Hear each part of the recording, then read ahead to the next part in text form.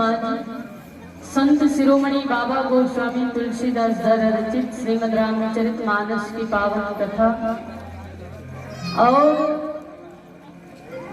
भगवान श्री सीताराम जी की ये पावन कथा कहा तो संत जन ज्ञानी जन कहे थे कि ब्रह्मणी आस्था यह कथा, अर्थात भगवान की कथा वही है जो जीव के जीवन में आस्था के भाव जागृत करे, जो परमात्मा के चरण कमल में प्रेम उत्पन्न करे, भक्ति के भाव जागृत करे, वो कथा है सज्जनों।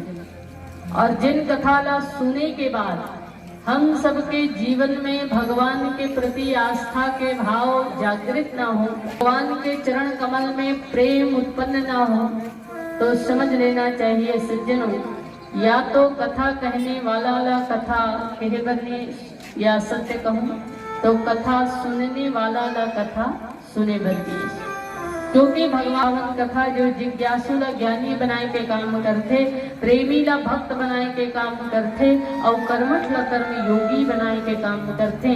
ऐसन पावन प्रभु श्री सीताराम जी की पावन कथा कर कर के जो मिले वो कर्म, धर धर के जो मिले वो धर्म, और मर मर के जो मिले वो मर्म।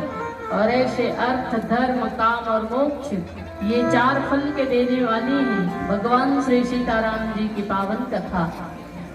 परंतु ये संसार में आकर के जीव जो है ईश्वर के भक्ति करना ही भूल जाते, भगवान ने याद करना ही भूल जाते, भगवान की कथा कहना सुनना ही भूल जाते। और भगवान ने याद करते भी तो मात्र दो ही कारण से करते दीदी। जीव जो है ईश्वर के भक्ति में याद करते तो मात्र दो ही कारण से करते, या तो भय के कारण या फिर लोभ के कारण। भाव के कारण तो कोनो भ्रष्ट, पर मुख्य रूप से जीव जो है ईश्वर के भक्ति दो ही कारण से करते, या तो भय के कारण या फिर लोभ के कारण। भय के कारण कैसे? तो जैसे दीदी हो, अर्धरात्रि के समय में हम कोनो रास्ता ले गुजरत हैं, रास्ता के बीच में इमली के झाड़ है और हम सबला पता है कि वो इमली के झाड़ में भूत है। तो अर्धरात्रि के समय में जब वो मार्ग से गुजरथन और जैसे ही इमली के झाड़ के पास पहुंचने वाला होथन, हमार मुख से अनायास ही निकलना चालू हो जाते का जय हनुमान ज्ञान गुण सागर, जय कपीस तिहलोक उजागर, भूत पिशाच निकट न आवे, महावीर जब नाम सुनावे। भगवान बजरंग बली की याद आती, हनुमान जी महाराज की याद आती। तो भाव के कारण की भय के कारण दीदी हो, भाव के कारण की भय के कारण दीदी हो, भय के कारण डर के कारण। और यही तो भय के कारण भगवान की भक्ति। दूसरा लोभ के कारण भी जीव ईश्वर के भक्ति करते, क्योंकि जीव की इच्छा इतना बड़े है कि जीवन भर कभी समाप्त नहीं होवे सज्जनों।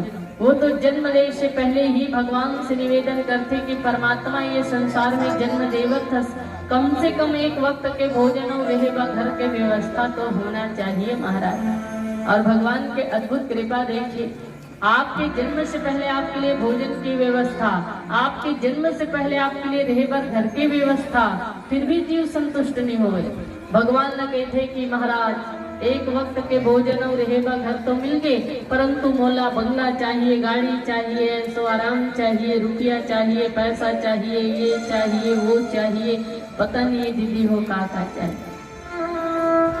जिंदगी भर भगवान से कहीं न कहीं कुछ न कुछ मांगते रहते और जीव ईश्वर से तब तक धन मांगते रहे थे जब तक कि ओकर निधन ना हो जाए। जीव ईश्वर से तब तक धन मांगत रहे थे जब तक कि ओकर निधन ना हो जाए। इसीलिए कोई संत बहुत बढ़िया बात की कि गरीब आदमी तो मंदिर के बाहर भीख मांगते, गरीब आदमी तो मंदिर के बाहर भीख मांगते, पर अमीर आदमी मंदिर के अंदर जाके भीख मांगते, पर मांगते जरूर सज्जन। और वो सबकी इच्छा पूर्ति करने वाला सर्वदाता ईश्वर, वो परमात्मा से यदि कुछ मांगना है तो का मांगे?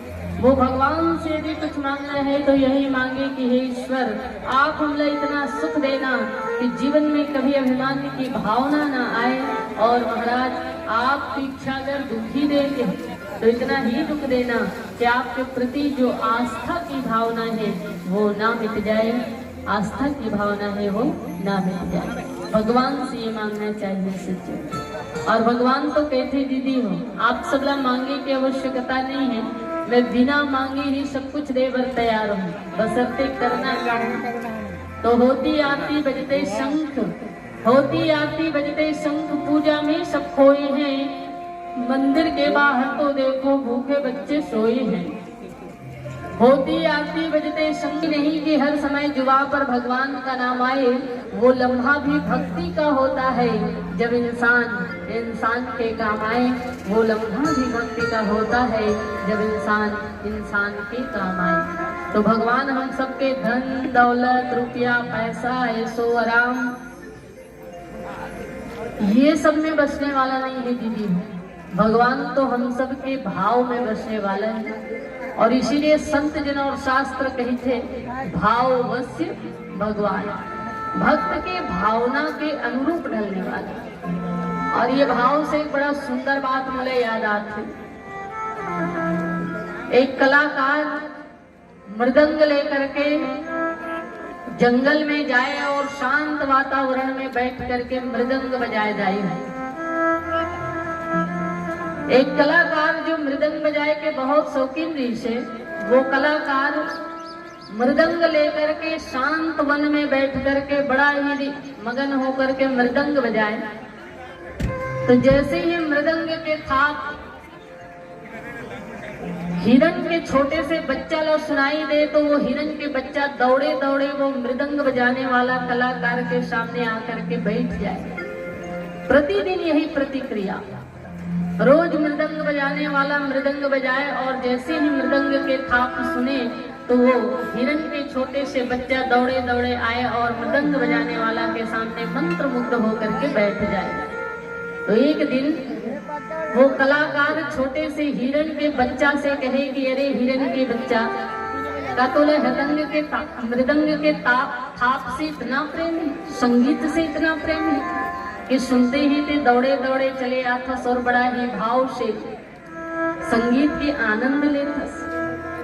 का ये मृदंग के थाप मृदंग के ताल तो इतना प्रिय है और प्रिय है, तो इधर पीछे कारण का है।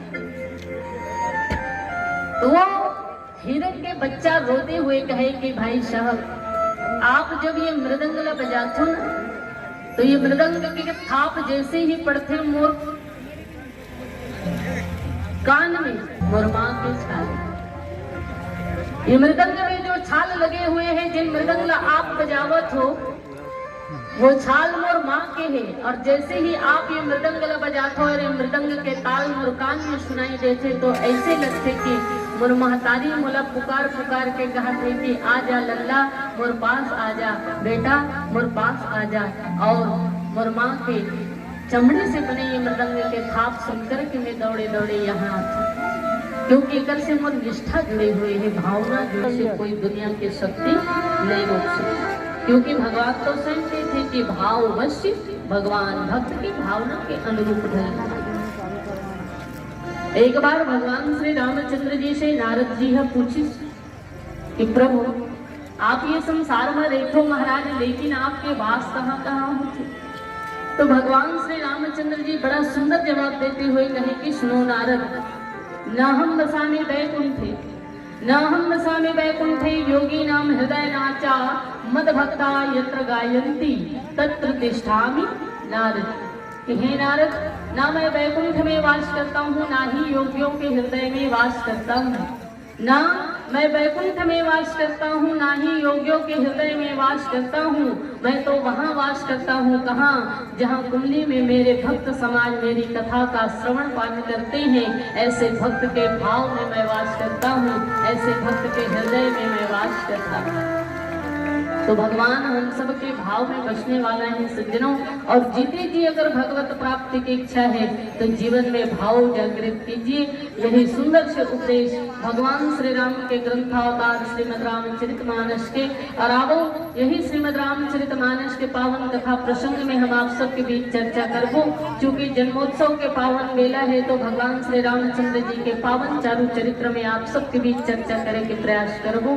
होकर पहले बहुत ही सुंदर भजन बोलो श्यावर रामचंद्र।